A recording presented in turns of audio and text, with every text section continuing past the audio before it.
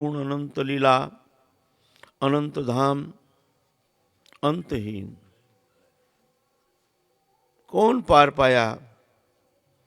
भोले बाबा स्वयं एक स्वरूप में ध्यान कर रहे हैं। क्या ध्यान कर रहे हैं भोले बाबा? वो तो भगवान, भगवान ही भोले बाबा रूप में। वो जान रहे हैं, अभी भी जान रहे हैं, अंत नहीं, वो जान ही रहे हैं। पाया नहीं, ओ कभी अंत होता नहीं, ये अंतहीन भोले बाबा स्वयं जान नहीं पाए। अथवा बहु नहीं थे न किंग कहते न तब अर्जुनो विष्टभ्यहमिदं कृतस्न में कांक्षन स्थित जगत। अर्जुन तुम मेरे विभूति का आज सुनना चाहते हो, मैं ये सुन लो, ये जान लो, अनंत कोटि जीव जगत ब्रह्मांड आदि जो भी है, सृष्ट जो भी जगत, जीव जगत जो भी जगत है, वो सब मैं एक कण में धारण करके रखा हूं, एक कण में। तो कौन जान सकता है?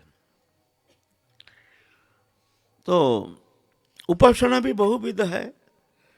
योग मार्गो, तंत्र मार्गो, हठ मार्गो, कर्म मार्गो, ज्ञान मार्गो, भक्ति मार्गो आदि मार्ग भी बहुत है। अलग अलग मार्ग अनुसार भगवत उपासना करके भगवान को अनुभव करते हैं।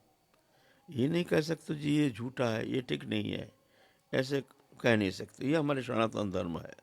बहुविध होने के कारण भगवान भी बहु रूप में प्रकट होकर, सभी अनंत, सब हर एक रूप अनंत, ये नहीं जो वो सब सीमित है, अंश है।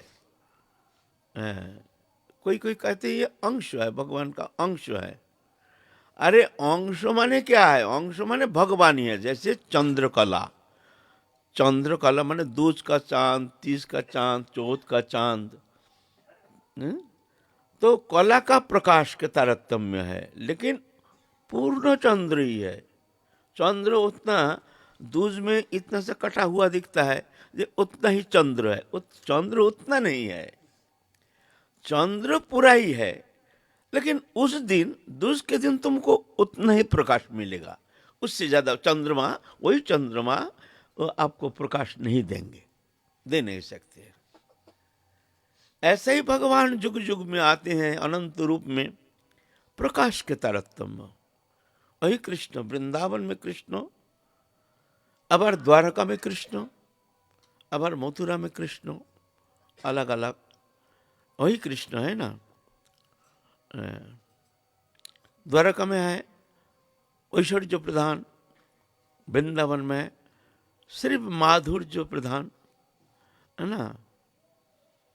वहां भगवान ये नहीं, जो भगवान वहां अलग कृष्ण, वो अलग कृष्ण। वृंदावन में जो कृष्ण है वो कृष्ण हमारे उपास्य है। द्वारका में जो गए हैं वो कृष्ण अलग कृष्ण है। कोई कोई ऐसा भी कह देती है, जो वो है वो भी कृष्ण है, लेकिन हमारे वृंदावन के कृष्ण यही है असली कृष्ण। वास्तव में ऐसा नहीं है। अगर ऐसा होता, द्वारका में जो कृष्ण गए हैं वो अगर ये कृष्ण नहीं होता, तो निश्चित जब निश्चित में, जब शयन कक्ष में सो रहे हैं, रुक्म में सत्यभामा आदि के साथ जब शयन कक्ष में जब कृष्ण लीला विनोद करते हैं, गंभीर निशित में कृष्ण हा राधे बोल करके रुरुद्धमान होकर के भाग के जाते हैं, दरवाजा खोल करके निकल जाते हैं, हा राधे, हा प्राणेश्वरी, कहाँ तुम। अगर मान लो वो वृंदावन के कृष्ण नहीं, तो हा राधे बोल के किसके लिए क्रुंदन करेंगे बताओ, है ना। वहां वो प्रकाश नहीं है, कृष्ण वही है, वही अनंत है। और जितना भगवान के जितना प्रकाश है, सब भगवान पूर्ण है। भगवान शब्द जहां है वहां पूर्ण है, वहां कोई कमी नहीं है जी, ये कमी है, होना नहीं चाहिए, होता नहीं तो भगवत्ता नहीं, वो भगवान होते ही नहीं। वो जहां कमी है वहां भगवान ही कहा नहीं जाएगा। उनका शक्ति कहा जा सकता है, उनका कुछ प्रकाश कहा जा सकता है, भगवान कहा नहीं जाएगा। भगवान शब्द जहाँ है वहाँ पूर्णतम पूर्ण से पूर्ण जाता है, पूर्ण ही रहता है ना, वो पूर्ण है ना। कर्तुम अकर्तुम अन्यथा कर्तुम भगवान है। इसीलिए हमारे सनातन धर्म में इतने सारे मतवाद है, तुम्हारी पंथा है, जो अज्ञ व्यक्ति जानते नहीं है वो समालोचना करते हैं हिंदू धर्म में इतना देव देवियां क्यों, इतना भगवान क्यों। अरे वो एक ही भगवान है, भगवान 10 नहीं है। शिव जो है वही भगवान है, राम जो है वही भगवान है, कृष्ण जो है वही एक ही जन है। जैसे मान लो एक जन राजा है, राज दरबार में जब रहते हैं तो अपने बेटा भी आकर के उनको सम्मान सूचक शब्दों कह करके वहाँ उनसे प्रार्थना करते हैं। ऐसे नहीं घर में जैसे माता पिता के साथ जिस तरह से निसंकोच व्यवहार करते हैं, दरबार में चलेगा नहीं। वहाँ राजा है, राजा को सम्मान देकर उस तरह से उनसे बर्ताव करना है। अलग रहेंगे, उनके जो कहना है वो कहें, दूर रह करके वो कहेंगे, राजा है। और वही राजा जब घर जाते हैं तो बच्चा भी, छोटा बच्चा भी कंधे में चढ़ते हैं, पत्नी भी 2-4 खोरी खाटी सुना देते हैं, पुत्र भी झगड़ा कर बैठते हैं, बाबा पिता के ऊपर 2-4 शब्द कह देते हैं, पिता चुप बैठे रहते हैं, क्योंकि घर में वो निसंकोच। और वही व्यक्ति जब पूजा करने जाते हैं तब तिलक उलक लगा करके नमावली पहन करके जब मंदिर में जाते हैं तो एक जन पुजारी, उस समय एक जन पुजारी है ना। तो ऐसा ही भगवान कभी वैकुंठ में भगवान राजा है, वृंदावन में वो गृहस्थी है, जैसे सभी हमारा है, वहाँ कोई संकोच नहीं। सख्य दास्य वत्सल्य मधुर जितना उपासना है भगवान हमारे हैं, उनसे कोई संकोच नहीं है।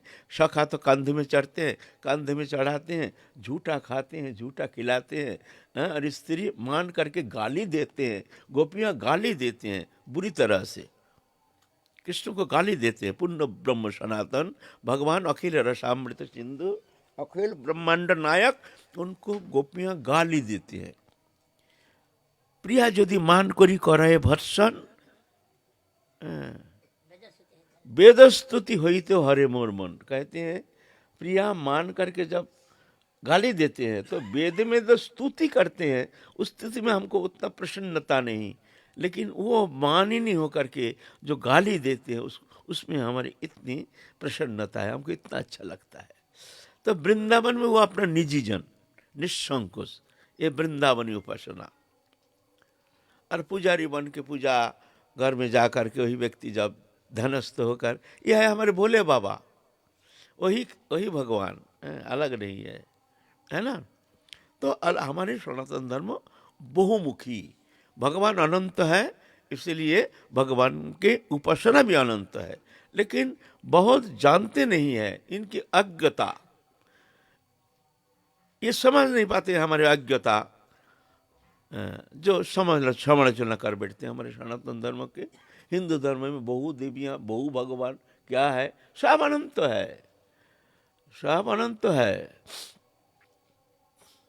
हम तो पहले भी आलोचना किए हैं, एक बार जे रामचंद्र जब लीला कर रहे हैं, सीता को अपहरण करके ले गए हैं रावण, रामचंद्र विरह अवस्था में, इतने विरह अवस्था में व्याकुलित होकर के लता गुल्म आदि से ऐसे रो रो करके, प्राकृत स्त्रैणवत, एकदम प्राकृत मनुष्य स्त्रैण जैसे व्याकुलित होकर के स्त्री वियोग से रोते हैं, इस तरह रोते हैं, हा शीते तुम कहाँ, हा शीते तुम कहाँ, हा शीते तुम कहाँ, लधेल मालती हे जूती के हे कदम, बताओ हमारे सीते कहाँ, बताओ हनुमान तुम बताओ, तुम छोड़ के दुख सागर से हमको पार करने वाला संसार में कोई नहीं है। ऐसा कर छाती में भर लेते हैं, तुम हमको ये दुख सागर से पार लगा दो, तुम बता दो हमारे सीते का। हनुमान जी तो सोचते हैं भाई ये पूर्ण ब्रह्म सनातन भगवान भगवान तो सर्वज्ञ, भगवान अल्पज्ञ थोड़ी है, ये तो सब जानते हैं भूत भविष्य वर्त। क्या ऐसे एक प्राकृत स्त्रीणवत इस तरह से रो रहे हैं? संदेह हो गया, संदेह जाता ही नहीं। लेकिन मन में जानते हैं जो ये पूर्ण ब्रह्म सनातन लीला विनोद के लिए ये त्रेता युग में आए हैं भगवान, मनुष्य तनु धारण करके पूर्ण ब्रह्म सनातन भगवान ये लीला करने के लिए अवतीर्ण हुए, जानते हैं। लेकिन मन मानता नहीं है। एक बार उनके भगवत्ता एक बार हमारे नज़र में आ जाए तो जाकर हम तृप्त हो जाएंगे। हमारे मन के समस्त जितना शंका है, जितना जिज्ञासा है, समाप्त हो जाएगा।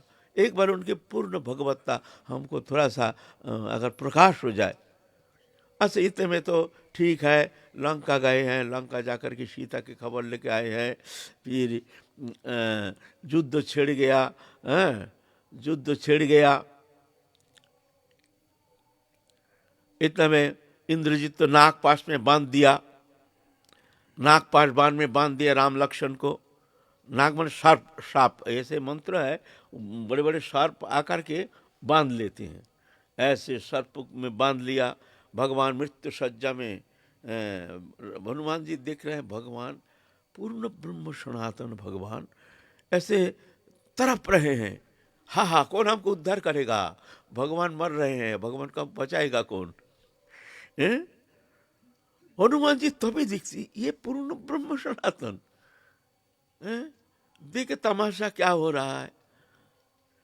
इतने में रामचंद्र जी गरुड़ गरुड़ गरुड़ करके चिल्ला रहे हैं।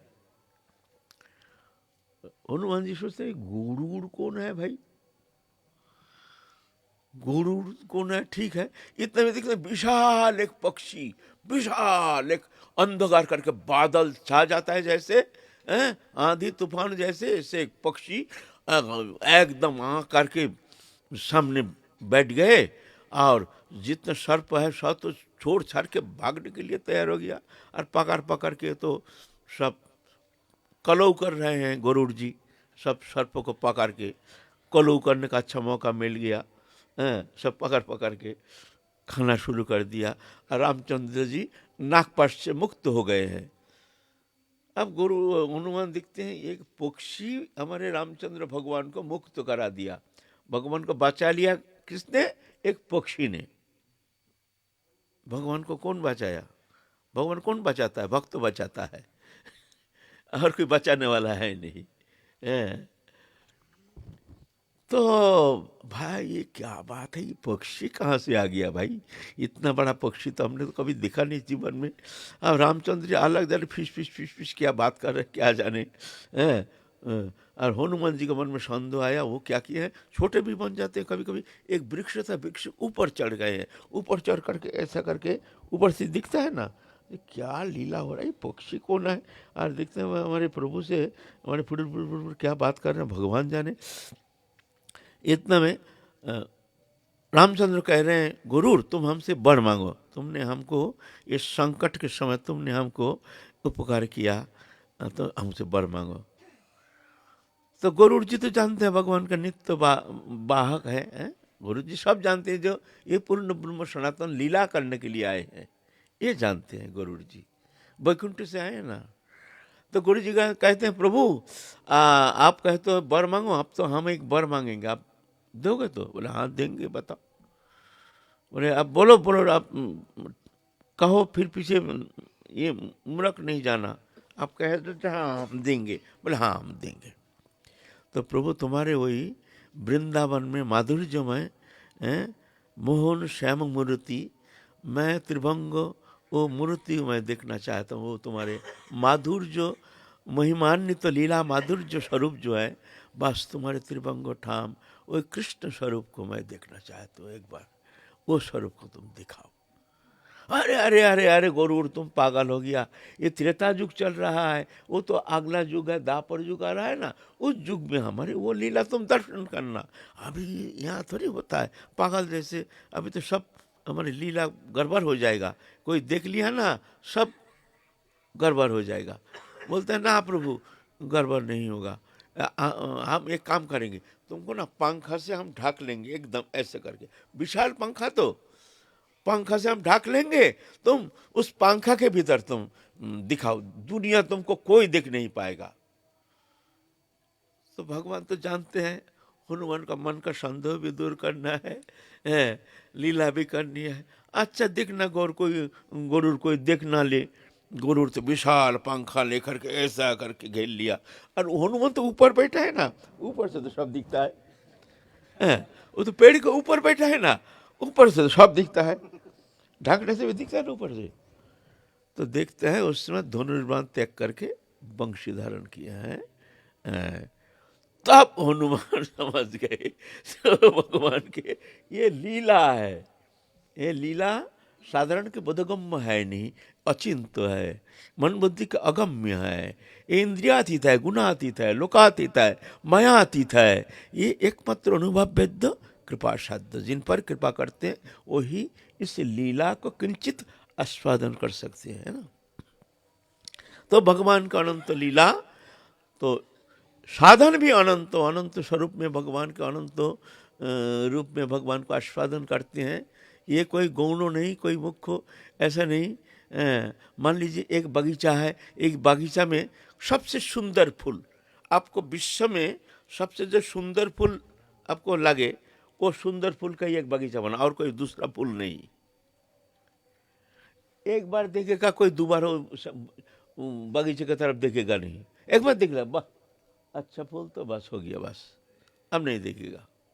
सूरजमुखी फूल कितना सुंदर है ना, सूरजमुखी का खेत देखा है, खेत की तरफ से चला जाता कोई देखता है सूरजमुखी फूल, कोई देखता नहीं है, एक ही फूल है ना।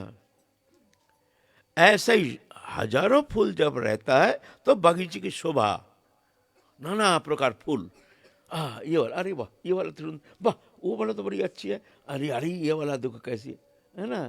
तो बगीचे की शोभा बहु नाना प्रकार के फूल, ऐसे ही भगवान भी अपने अनंत लीला, अनंत रूप में आस्वादन करते, अनंत भक्त, अनंत मार्ग, अनंत स्वरूप भगवान की अनंत अंतहीन, भगवान इस तरह अनंत को अनंत रूप से भगवान आस्वादन कर रहे हैं। हम अल्पज्ञ व्यक्ति हम कहते हैं ना यही ठीक है और सब झूठा है।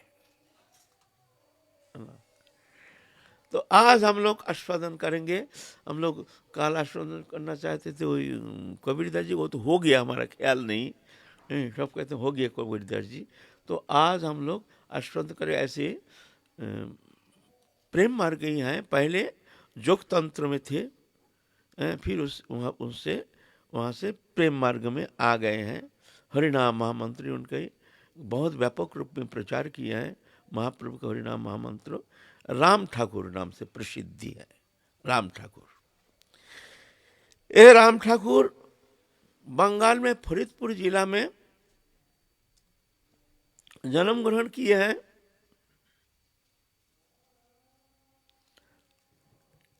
बचपन में उनके स्वप्न में कोई एक महापुरुष, बड़े जटाजूट धारी एक महात्मा उनको आकर के स्वप्न में कान में कोई मंत्र प्रदान किया है, बेटा तो ये मंत्र साधन कर, इसमें तेरा कल्याण हो जाएगा।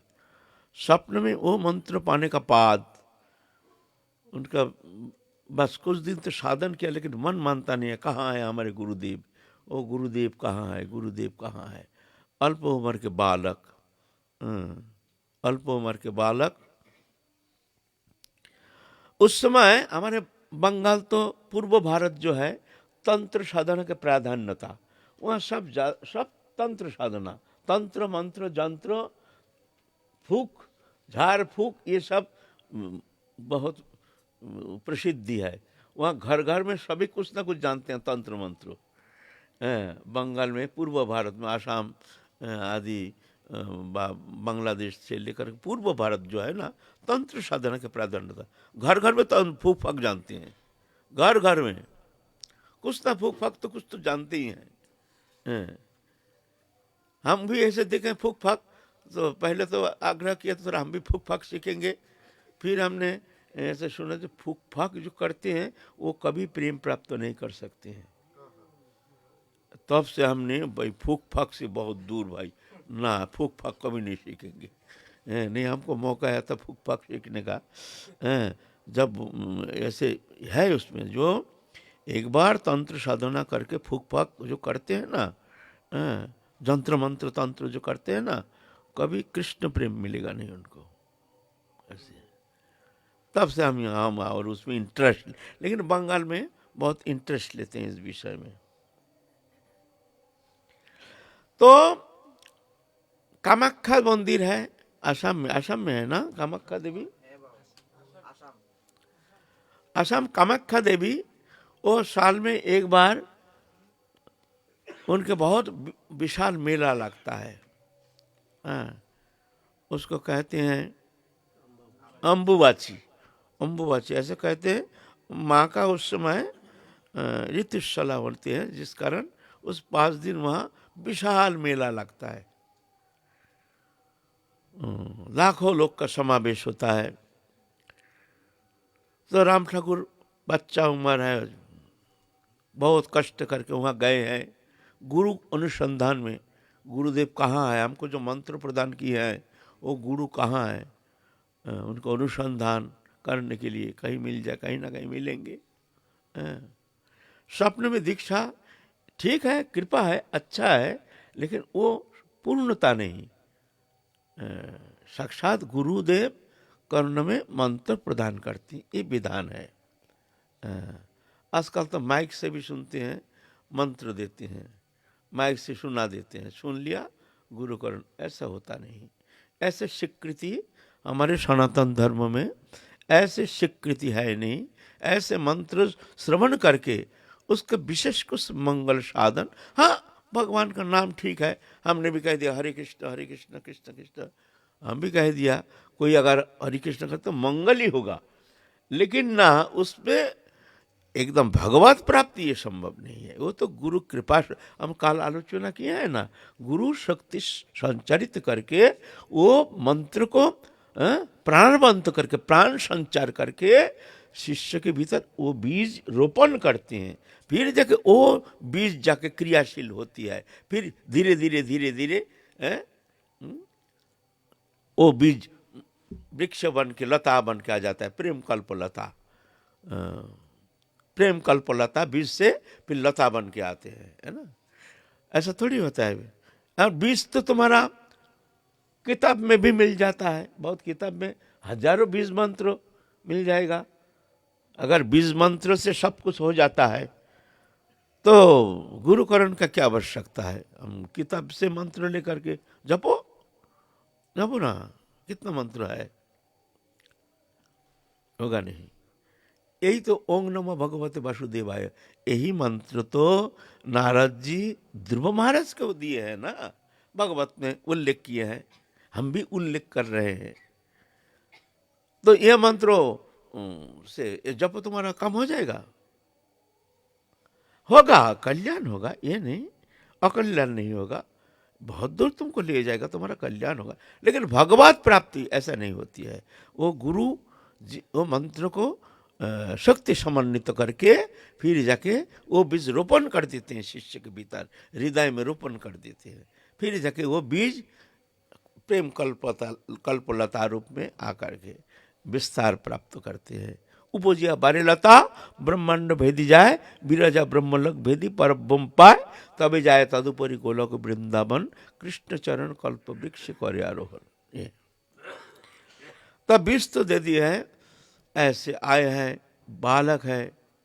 मेला में तो जहाँ तहाँ तो खूब भंडारा चलता है, दान छत्र लंगर चलता है। कोई भी मेला में, बड़े हमारे यहाँ भी जब मेला होता है, राधा रानी के मेला, अभी तो सरकार तरफ से रोक लगा दिया है, सरकार ऐसे जहाँ तक करने नहीं देते हैं। लेकिन पहले ऐसा नहीं, बहुत लोग ऐसे प्रसाद बांटते थे। कितना खाओगे तुम, ऐसे। तो ऐसे तो 2-4 दिन तो उसने इधर उधर लंगर उंगर के खाए खो के कोई रकम अपने जीवन धर्म तक किया। मेला देख रहे हैं, अनुसंधान कर रहे हैं जो गुरु कहाँ है। इस तरह से 5 दिन बीतने के बाद धीरे धीरे मेला समाप्ति की ओर सब लौट के जा रहे हैं। अपने अपने तीर्थ यात्री दूर दूरांत से जो भी भक्त आए हैं, समावेश किए हैं वहाँ, सब लौट के जा रहे हैं। आप मिला, धीरे धीरे मिला, क्षेत्र खत्म हो गया। कोई लोग दो चार हैं, अब तो ऐसा तो लंगर खाना नहीं है, अब खाएंगे क्या, कौन खाने देगा, अब तो लंगर बंद हो गया। आप दो एक दिन तो भूखे रहे, कोई रकम इधर उधर से कोई रकम तो दिन गुजारा किए हैं। भूख लग गया बहुत जबरदस्त। मंदिर के एक कोने में बैठा है, सुनसान, सब चले गए, रात्रि अंधकार। फिर प्रभात काल, देखते हैं पीछे से एक जन पुकार रहे, राम राम। अरे हमारे यहाँ इस प्रदेश में हमको कौन पहचानता है, हमको तो यहाँ तो कोई पहचानता नहीं है। पीछे मुड़ के देखते हैं, एक जटाजूट धारी विशाल शरीर, एक सन्यासी। ओहो, इनको तो हम पहचानते हैं जैसे यह लगता है।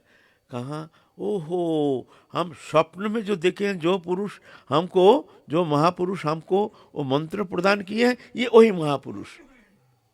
तुरंत याद आ गया, तुरंत चरण में एकदम पड़ गए, साष्टांग प्रणाम प्रणिपात करके एकदम चरण पकड़ के फुट फुट के रोना शुरू किया है। आ जाओ मेरे साथ। तो वहाँ से ले गए हैं, इधर उधर पार्वत्य इलाका घूम घाम के घूमते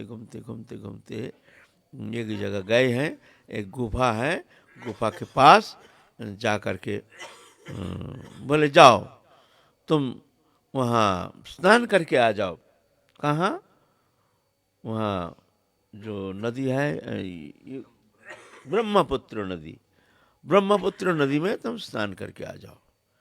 तो ब्रह्मपुत्र नदी में स्नान करके आए। स्नान करके आने का बाद फिर जाके वही मंत्र उनको प्रदान किया, जाओ तुमको हम दीक्षा मंत्र देते हैं, एरो मंत्र। और जो मंत्र स्वप्न में प्रदान किए हैं वही मंत्र उनका कान में प्रदान किए हैं। कान में प्रदान करने का बाद जाओ, अब तुम घर जाओ, घर जाके तुम साधन करो, समय पर फिर जैसी इच्छा, भगवत इच्छा अनुसार तुम समझ जाओगे क्या करना है क्या नहीं करना है, ऐसी प्रेरणा तुमको मिल जाएगी, तुम जाओ। तो गुरु को धन्यवाद प्रणाम करके वहाँ से वो तृप्त होकर के, जैसे हमारे रास्ते में चलने का जो भी हमको बाधा जैसी वो अपसारित हो गया। आप जैसे हमको ऐसे लग रहा है आप इस मार्ग अवलंबन करके चलने से हम ठीक हमारे जीवन के चरम परम लक्ष्य जो है ये संसार सागर से मुक्त होकर के भगवत प्रेम सान्निध्य प्राप्त हम कर पाएंगे। वो वस्तु, वो मार्ग हमको मिल गया है, अब हमको चलना है। चलो, सिर्फ वस्तु पाने से ही होगा नहीं। तुमको यहाँ से हमने मान लो खर्चा पानी दे दिया, रास्ता बता दिए, यहाँ से जाओ कोशी जाना, कोशी से हाईवे पकड़ के चले जाना, दिल्ली पहुँच जाओगे। मार्ग भी तुम जान लिया, रास्ते का खर्चा भी तुमको मिल गया। अब तुम अगर चलोगे नहीं ना, तबीयत ठीक नहीं है, चलो आस्ते आस्ते चलेंगे, धीरे धीरे चलेंगे, तो थोड़ी तुम पहुँच जाओगे। तुमको चलना पड़ेगा, चलना पड़ेगा। तो ये मार्ग ऐसा है, चलना है, रुकना नहीं है।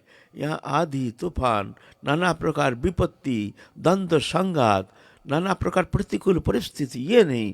साधन करने जाओगे तुमको सर्वथा सर्व प्रकार से अनुकूल परिस्थिति आ जाएगी, तुम्हारे कोई बाधा नहीं, विघ्न नहीं, ऐसा होता नहीं। साधक जीवन में ऐसा नहीं होता है।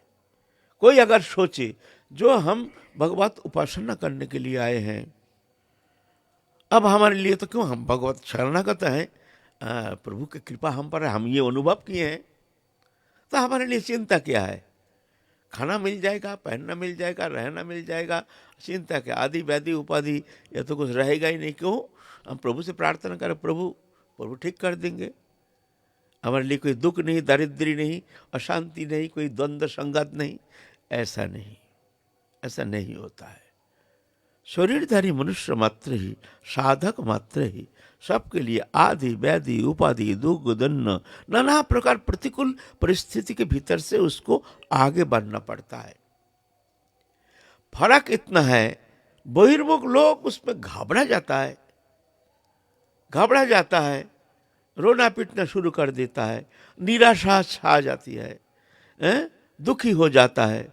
लेकिन साधक वो इसमें घबराते नहीं है, क्यों? जानते हैं हमारे साथ प्रभु है, प्रभु हमको रक्षा करेंगे, अवश्य करेंगे।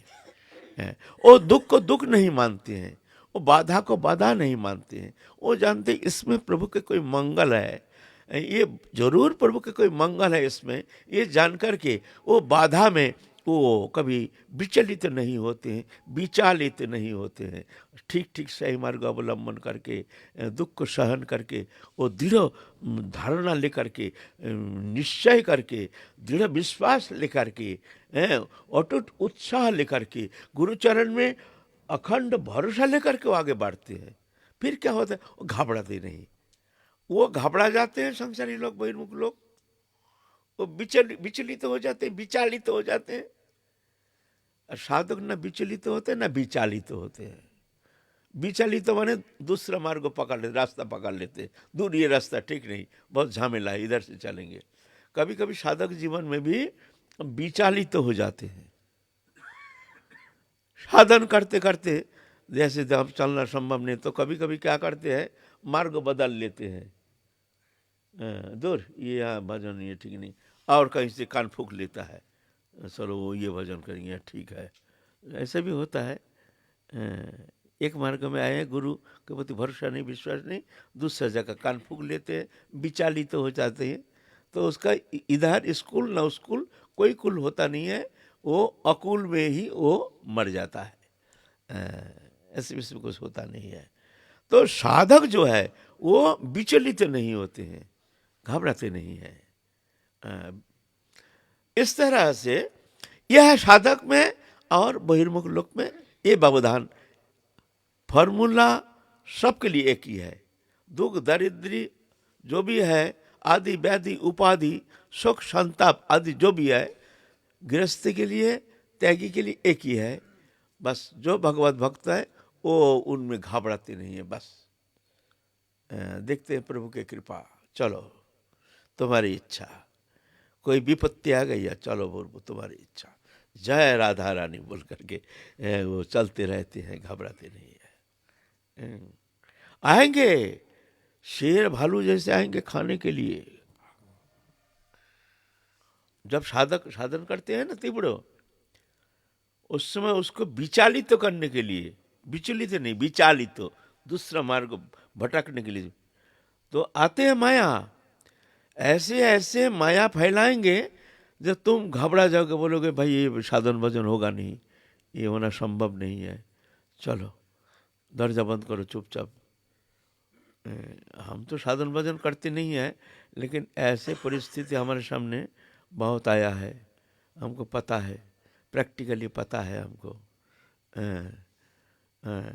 कित क्या नहीं हुआ है, लोकुआ मर गया था, पैरालिसिस हो गया था, टीबी हो गया था, मुंह में खून निकल रहा है, टीबी हो गया, हाथ पाँव कांपना शुरू हो गया, मस्तक कांपना शुरू, ये तो यहीं पर कुछ दिन पहले ही हारमोनियम बजाना बंद हो गया, हारमोनियम रीडर पकड़ नहीं हुई, ऐसा जरा हारमोनियम हम लोग गया, अब तो कीर्तन गया, ऐसा हाथ कांपता, माला जपना, फिर क्या करें, माला जपना बंद, फिर माला छोड़ के फिर खुला कपड़ा के अंदर लेकर के ऐसे नचा रहे हैं।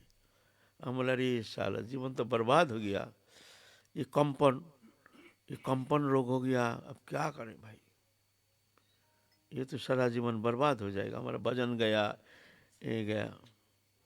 लेकिन सब कहाँ से आया कहाँ से चला गया, उड़ गया हवा में।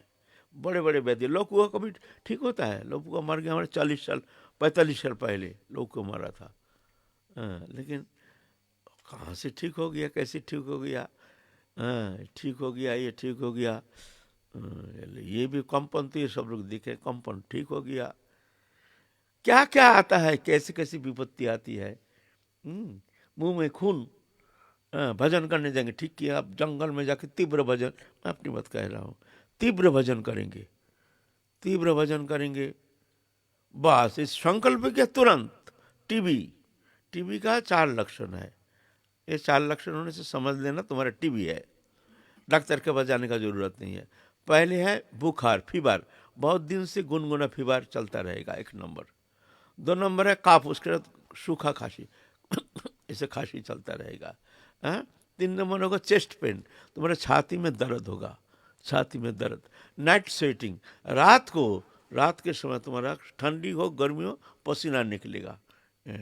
और उसके बाद है ब्लीडिंग, मुंह से ब्लीडिंग। हमारी ये सब लक्षण शुरू हो गया। डॉक्टर के पास अब भजन करने जाएंगे, लो जंगल में कैसे जाएंगे, खत्म, हमारे जीवन तो बर्बाद। हाय हाय हाय राम, क्या करें, एकदम माथे में जैसे वज्राघात हो गया। तब इसके पीछे ही घूमो तो भजन तो होगा नहीं। क्या करूं क्या करूं, हमने साला मरेंगे तो साला जंगल में जाके ही मरेंगे, यहाँ नहीं मरेंगे। तो मस्तक मुंडन किया पहले, एक छोटा फोटा, फिर जमुना में गोता लगा, ठंडा पोष महीना गोता लगाए, गोता लगा के चले गए बंशीवट जंगल में। बंशीवट जंगल में गए तो एक रात्रि तो हमारे वही वही अवस्था में, वही बुखार बुखार वैसे टीबी के लक्षणों सब लेकर के। तो एक दिन रात में तो अंतिम समय आ गया था, हम समझ गए अब हमारा रात 12 बजे, जंगल, गहरा जंगल, वहाँ तो उस समय कोई रहता नहीं, कोई साधु फाधु क्या कोई रहता ही नहीं था। एक टूटा फूटा एक गुफा जैसे मिट्टी का कीड़ा मकोड़ा रहता है, उसके अब जगह नहीं है, क्या करें। तो उस रास्ते में हमारे मृत्यु मान लो आगे, रात को 12 बजे कंपन शुरू हो गया, शरीर छूटेगा, है ना, लेकिन छूटा नहीं। दूसरे दिन प्रातःकाली ठीक हो गया, फिट हो गया, और फिट होता गया, ठीक हो गया एकदम, फिर ठीक भी हो गया, बिना दवाई बिना कुछ ठीक हो गया। फिर तो कहाँ गया टीबी, ऐसे ऐसे आएगा शेर का जैसे। उस समय अगर तुम भयभीत होकर के जो ना तुम भयभीत हो गए तो अब ये भजन ना ना ना ठंडी फंडी में ऐसे चलेगा नहीं, चलो मान लो तुम हार गया, माया जीत गया। उस समय ना, उस समय हारना नहीं चाहिए हमको। देखो अपने बात कहना नहीं चाहिए। ये साधक जीवन में एक प्रेरणा है।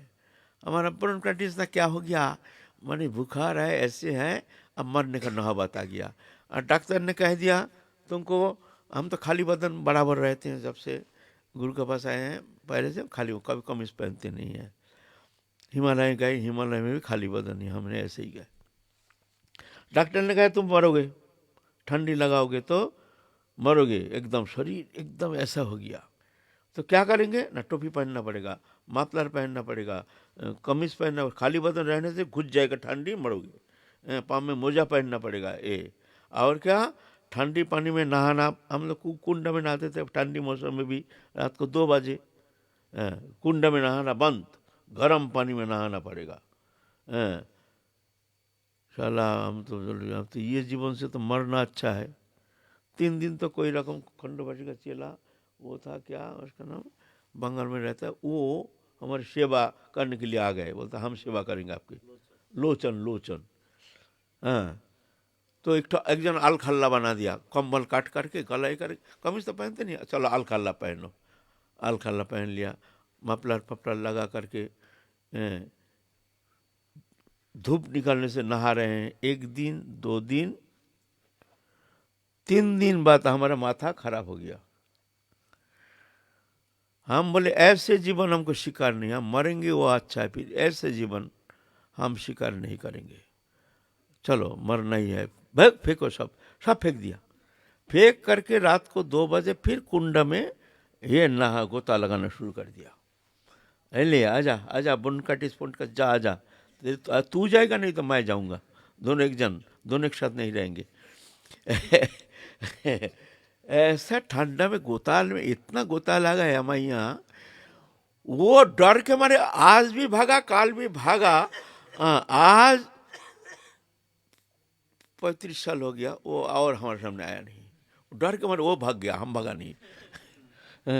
अभी फिट है अभी तक।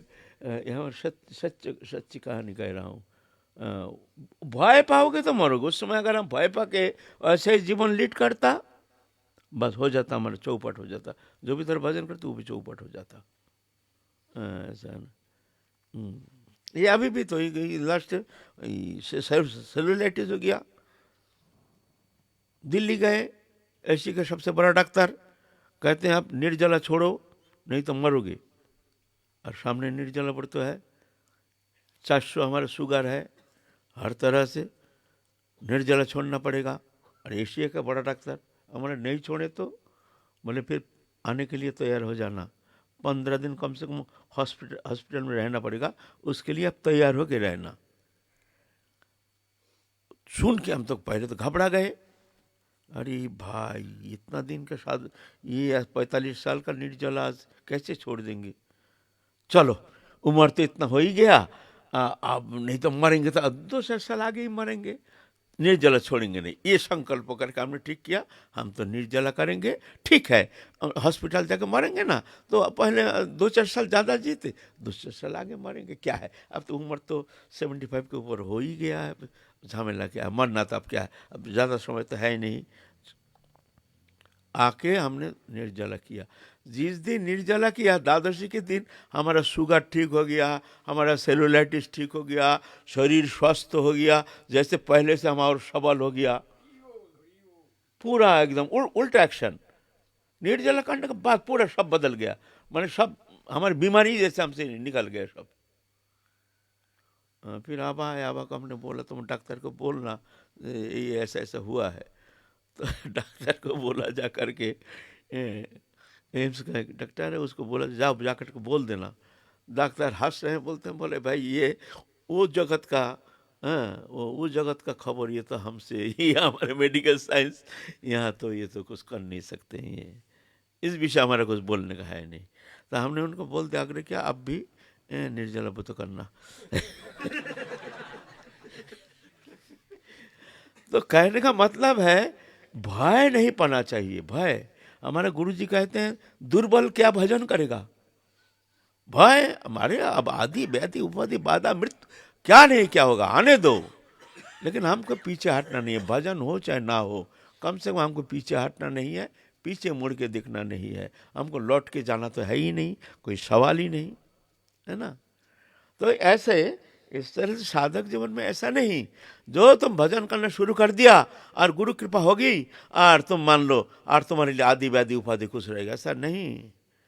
भरोसा रखना, जैसे बच्चा चलना सीखता है तो जब गिर जाता तो मैया पकड़ लेते हैं, गिरने नहीं देते हैं, ऐसा ही भक्तों और साधारण में ये फर्क है। भक्त जब घबरा जाते हैं, कोई विशेष परिस्थिति आ जाती है तो भगवान उसको सपोर्ट दे देते हैं, कौन तो प्रति जान ही न में भक्ता पड़ती, भगवान उनको अवश्य सपोर्ट देते हैं उस समय, है ना। इस तरह से राम ठाकुर को तो विदा दिए हैं गुरुदेव, जाओ तुम, तो आ गए हैं अपने देश में। उनके देश में फरीदपुर जिला में डिंगामाटी नामक स्थान, वहाँ पर उन्होंने जन्म लिए हैं। 2 भाई एक साथ जन्म लिए हैं,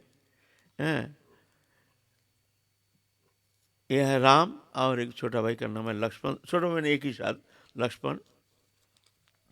पिताजी भी एक तांत्रिक गुरु हैं, तांत्रिक गुरु से दीक्षा लिए, वो बोला ना पूर्व भारत सभी सब तंत्र उपासना उसमें देवी उपासना में ज़्यादा रुचि लेते हैं, काली भक्त ज़्यादा हैं। डिंगा मानिक, पिता का नाम है राधा माधव चक्रवर्ती और माता है कमला देवी, दोनों ही ब्राह्मण कुल में जन्म लिए, दोनों ब्राह्मण कुल में, और अच्छा हर तरह से समस्त सद्गुण संपन्ना, जैसे उनके पिताजी ऐसे माताजी, और को भजन करते थे। और उनमें दीक्षा लिए हैं गुरु तंत्राचार्य मृत्युंजय तर्क पंचानन, उनके गुरु, उन पिता के गुरु मृत्युंजय तर्क पंचानन नामक एक तांत्रिक से दीक्षा लिए हैं। वो भी बड़े पहुँचे हुए संत हैं, तंत्र साधना में बहुत उच्च कोटि के हैं। तो अचानक 50 साल उम्र है, ज़्यादा उम्र नहीं इसके, मैंने राम ठाकुर के पिताजी की उम्र जब 50 साल, उस समय एक अचानक कोई ऐसी कुछ व्याधि हो गया, अब मृत्यु सज्जा में शायित हैं। तो आप गुरुदेव को चिंतन किए हैं, गुरुदेव अंतिम समय एक बार तुम आ जाओ, आके हमको रक्षा करो, हमको कृपा करो। गुरुदेव वो कहीं जा रहे थे शिष्य के घर, और वहाँ तो बंगाल में नदी मातृक देश है, बंगाल में इतना नदी है जो वहाँ रेल पथ एकमात्र बांग्लादेश है जहाँ रेल पथ रेल मार्ग ना के बराबर, कि इतना पानी है वहाँ रेल मार्ग बनाना संभव नहीं। अभी क्या हुआ पता नहीं हमको, हम जब जानते तो उस समय पूर्व बंग में ऐसे रेल मार्ग बहुत ना के बराबर, सब नदी में ही जहाज माने वो स्टीमर में ही चलते थे एकमात्र। वहाँ हमारे जो स्टेशन है वहाँ स्टीमर स्टेशन है, जगह जगह स्टेशन है, ये गांव वो गांव वो गांव सब स्टेशन है, वहाँ जाते हैं सब, ऐसे टाइमिंग है, ऐसे ही टिकट लेते हैं, जो स्टीमर है। तो ऐसे ही जा रहे थे, ऐसे ही रवाना हो गए हैं गुरुदेव। अचानक उनको ऐसे महसूस हुआ जैसे हमको कोई बुला रहे हैं। कौन बुला रहे हैं, कौन बुला रहे हैं? ध्यानस्थ होकर देखते हैं जो हमको बुला रहे हैं हमारे शिष्य हैं, राधा राधा माधव हमको बुला रहे हैं, मृत्यु सज्जम शाहिद है। वहाँ से गए नहीं, वहाँ से लौट के सीधा चले आए हैं फरीदपुर में। फरीदपुर में डांगा माटी में आ करके उनके सामने हाजिर हो गए। तो गुरुदेव को दर्शन करके बड़े तृप्त हो गए, प्रसन्न हो गए हैं। फिर चरण में मस्तक रख करके गुरुदेव से प्रार्थना किए, गुरुदेव आशीर्वाद किए, जाओ बेटा, जा रहे हो परलोक में जाओ, ये तो समय है, सबको जाना पड़ेगा। तो गुरुदेव चले जाने का बाद फिर वो वहाँ शरीर त्याग दिए। शरीर त्याग दिए। अब माँ है कमला देवी, अब बच्चा लेकर के क्या करेंगे, कोई इनकम नहीं। आप पढ़ने के लिए तो विद्यालय में भेजे हैं बालक को, विद्यालय में पढ़ रहे हैं, पढ़ने में उतना उत्साह नहीं, और बंगला में उस समय उतना पढ़ाई लिखाई का उतना ज़्यादातर उतना ये नहीं था, प्राधान्यता नहीं थी, कम ही थी। ऐसे इस तरह से पढ़ते हैं, पढ़ते पढ़ते फिर जा कर के घर में भी अभाव अनटन, पैसा की बहुत कमी है। इस तरह से क्या करें क्या करें। माँ कहते हैं बेटा तू कुछ कमाई तो करना पड़ेगा कुछ तो, नहीं तो संसार चलेगा कैसे है? इतने में साधन करके, वो तो साधन कर रहे गुरुदेव तो दीक्षा दे दिए हैं, वहाँ आए हैं साधन कर रहे हैं। साधन करते करते उनके अच्छी स्थिति आ गई, थोड़ा सा साधन में कुछ अनुभव जगत में अनुप्रवेश कर गए हैं राम ठाकुर। एक दिन क्या हुआ, उनके फूफी आके कहते, उससे 15-16 साल उम्र है, कहते हैं राम तू हमको तीर्थ करने ले जाएगा, तो हमको तीर्थ करने ले जाएगा। चंद्रनाथ नामक तीर्थ है बांग्लादेश में, चंद्रनाथ तीर्थ, वहाँ तो हमको ले जाएगा, मेरे को इच्छा हो रही है, तू चल हमको ले चल। बोलते अच्छा फूफी चलो हम तुमको ले जाएंगे। तो मैं यहाँ से प्रणाम करके फूफी को लेकर चंद्रनाथ गए हैं। चंद्रनाथ चलते चलते पहाड़िया रास्ता चलते चलते चलते चलते अचानक ऐसी जगह पहुंच गए हैं, अब ज़्यादा दूर चंद्रनाथ है नहीं। वहाँ जाके याद आया जो चंद्रनाथ तो भोले बाबा का मंदिर है, भोले बाबा है वहाँ विराजमान। तो बोलते हैं राम तुलसी बेल पत्ता तो लाए नहीं। अरे तब तो बेकार, इतना दूर आए हैं, बेल पत्तल है नहीं तो पूजा कैसे करेंगे। अब फूफी तो रोना शुरू कर दिए हैं, हाय हाय हम बंगाल से इतना दूर आए हैं तीर्थ करने के लिए, भोले बाबा का दर्शन करने के लिए, और यहाँ बेल पत्ता हमको मिला नहीं, लाए नहीं, मैंने भूल गया। राम तू कैसे भी हो तो बेल पत्ता का व्यवस्था कर। बोले फूफी मैं कहाँ से बेल पत्ता लाऊं, यह पहाड़िया जगह, यह बेल पेड़ का नाम निशान है नहीं इधर कहीं, यहाँ कोई पहाड़ी अंचल है, यहाँ थोड़ी बेलपत्ता मिलेगा कहीं, और लोकालिटी भी है नहीं, यहाँ कोई मंदिर भी है नहीं, ये जंगल का रास्ता है। आ गए हम लोग चंद्रनाथ। तो फूफी तो रोना शुरू कर दिए हैं, तो हम आए हैं इतना दूर, आप बेलपत्ता बिना पूजा क्या करेंगे, हमारे इतना दूर आने का लाभ क्या है। तो कहते हैं राम तू तो भजन करता है, तू थोड़ा आँख मूंद के थोड़ा सा देखना, कोई उपाय मिल जाए तो उपाय करना, तू आँख मूंद के, तेरे गुरु है तो सिद्ध पुरुष हम सुना है, तू भजन भजन करता है, थोड़ा आँख मूंद के थोड़ा देखना, थोड़ा सा तू प्रार्थना करना, तेरे गुरु से प्रार्थना कर, तेरे गुरु सिद्ध गुरु हैं, कुछ तो व्यवस्था हो जा सकता है। तो फूफी इतना रो रहे हैं तो आँख मूंद के बोलते ठीक है देखो फूफी मैं क्या कर सकता हूँ, देखता हूँ, तुम रो मत ऐसे, मैं देखता हूँ। फिर आँख मूंद के बैठ गया, बैठ करके बोलता है फूफी फूफी सुनो, वहाँ जो पत्थर है ना, वो पत्थर के वहाँ बेल का पेड़ हो सकता है, चलो जाके देखते हैं। ज़्यादा बड़ा पत्थर नहीं है, पत्थर के कोने में एक छोटा सा बेल का पौधा जो संभव नहीं है, ये बेल का बल वहाँ पर बेल पत्ता हो सकता है। ये तो जा करके देखते छोटा सा एक बेल का पत्ता पेड़ पौधा, तो वहाँ से फूफी बड़े प्रसन्न हो गए और बेल पत्ता संग्रह करके वहाँ से चंद्रनाथ है, चंद्रनाथ में पर अच्छी तरह से पूजा पूजा करके फिर फूफी भी बड़े प्रसन्न हो गए। फिर चले आए हैं अपने घर। अब घर में तो आमदनी नहीं है, खाने पीने का है नहीं, बहुत दरिद्र। देखो भगवान कैसे परीक्षा करते हैं, भक्त के लिए भी ऐसे अभाव अनटन ये होता है, भगवान दिखाते हैं। जो देखो तुम ये नहीं समझना हमारे भजन करने से ही हमारा भगवत भजन माने हम लोग क्या जानते हैं, भगवत भजन माने हमारे कोई दुख दारिद्री रहेगी नहीं, हमारे कोई अभाव रहेगा नहीं, हमारे परिजन जो है हमको बहुत प्यार करेंगे, हम बहुत सुख से जिएंगे, सुख समृद्धि इसके अंदर हम अच्छी तरह से दिन व्यतीत करेंगे और आंख पोंछ के एकदम भगवत चिंतन में तल्लीन हो जाएंगे। ऐसा थोड़ी होता है। ऐसा सुख समृद्धि अगर तुमको मिल जाए ना, जितना भी भजन सब भूल जाओगे, उसमें ही रम जाओगे, उसमें ही रम जाओगे। तो इसलिए भगवान क्या करते हैं, भक्तों को कभी कभी इस तरह से थोड़ा सा देखने में लगता है दुख जैसे, दुख नहीं, ये तो उनके लिए अद्भुत भगवान की कृपा है। ये कृपा है, जो भगवत भक्त है वो तो समझ जाते हैं, प्रभु की कृपा जान करके उसका स्वागत करते हैं, प्रभु तुम्हारी इच्छा तुम्हारी कृपा है हमारे ऊपर। और जो ऐसा नहीं है वो जानते हमारे ऊपर प्रभु की कृपा ही नहीं है, भगवान का हम भजन करते हैं और भगवान की कृपा ही हमारा पर कोई कृपा ही है नहीं, ऐसा है। लेकिन ऐसा नहीं, हर स्थिति में भक्तों हर स्थिति में जानते हैं प्रभु की कृपा है, प्रभु हमारे साथ है, हर स्थिति प्रभु की कृपा बरस रही है हमारे ऊपर। हमको ये समझ में नहीं आता है, ये हमारी कमी है, ये जान करके अपने को धिक्कार देते हैं। अच्छा, जय जय श्री राधे। काल फिर चलेंगे, हैं हम लोग। महापुरुष बड़ी सुंदर जीवन कथा है, हम लोग काल आगे चलेंगे। आज तो 11:15 बज गया है।